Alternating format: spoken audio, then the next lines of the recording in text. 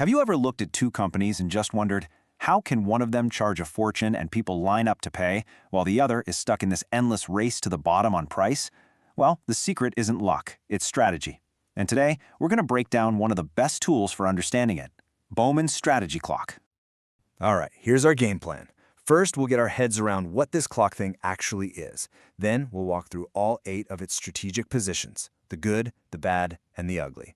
After that, we'll get practical and talk about how you can actually use it. We'll also cover the danger zones you absolutely want to avoid. And we'll wrap it all up with a real-world look at the airline industry. So, first things first, what exactly is Bowman's strategy clock, and why should you care? Well, it's a super powerful tool for figuring out where you stand in a competitive market. Okay, so think of it this way. If business is like a giant game of chess, the strategy clock is kind of like your opening move playbook. It was cooked up by Cliff Bowman and David Faulkner, and it's basically a smarter, more detailed version of Michael Porter's famous generic strategies. It gives you a crystal clear map of where you and your competitors are playing. Now, the whole thing is built on 2 simple but absolutely critical ideas: price and perceived value. Price? That's easy, right? It's what people pay. But perceived value, that's where the real magic is. This isn't about what your product technically does, it's about what your customer feels they get. It's the brand, the experience, the reliability, the whole shebang. All right, so when you take those 2 things, price and perceived value, and put them together, you get the face of our clock. And it's neatly divided into 8 different positions a company can take. Let's break them down. So as we go along this clock, imagine we're taking a journey from the bargain bin all the way up to the luxury suite. We start with the low price, no frills options. Then we climb up towards the premium, high value stuff. But you got to be careful, because if you keep going, you end up in some really treacherous territory, the danger zones. You know, what's so brilliant about this is how clearly it separates the winning strategies from the losing ones. See, positions 1 through 5, those are all legit ways to win. You can be the absolute cheapest, like a discount airline at position 2, or you can be super exclusive, like a luxury watchmaker at position 5. But positions 6, 7, and 8, whoa, that's where businesses go to die. They're basically strategic quicksand. Okay, this is all great in theory, right? But how do you actually put this thing into practice? Let's run through it just like a consultant would, applying the strategy clock to a real business. Just think of it as a 4-step process. First, you have to be brutally honest with yourself. Where are you really on this clock in the eyes of your customers? Step 2, you got to spy on the competition. Where are they playing? Third, you have to make a choice. Are you going to move towards those juicy high margins in position 5, or are you going to go for massive volume down at position 2? And finally, step 4 is all about execution. You have to get your entire company, from operations to marketing, marching in the exact same direction to make that move happen.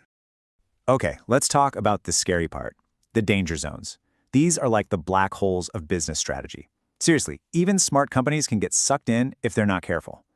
But if we understand the traps, we can learn to steer clear. Probably the most common trap is getting stuck in the middle.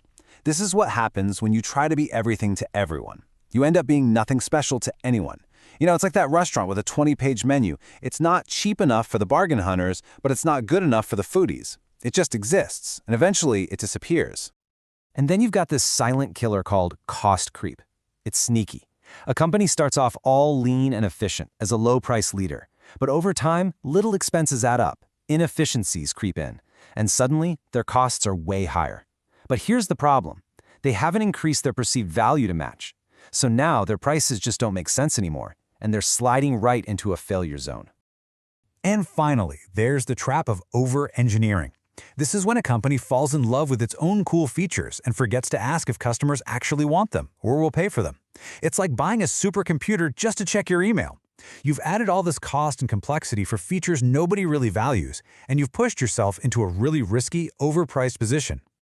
All right, let's make this all super concrete with a real-world example from an industry we all know well, the airlines.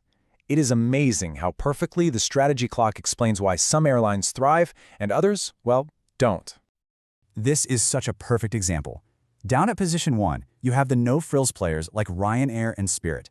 Their whole game is giving you a seat, and that's about it, for the absolute lowest price.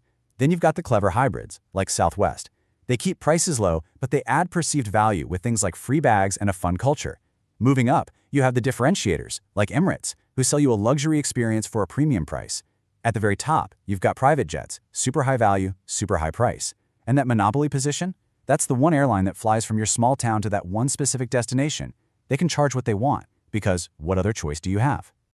When you boil it all down, Bowman's strategy clock is really a powerful reminder of a simple truth. You can't be all things to all people. The legendary strategist Michael Porter put it perfectly. Strategy is about making choices, trade-offs. It's about deliberately choosing to be different. So the question isn't just where you are on the clock today. The real question is, where are you going to choose to be tomorrow?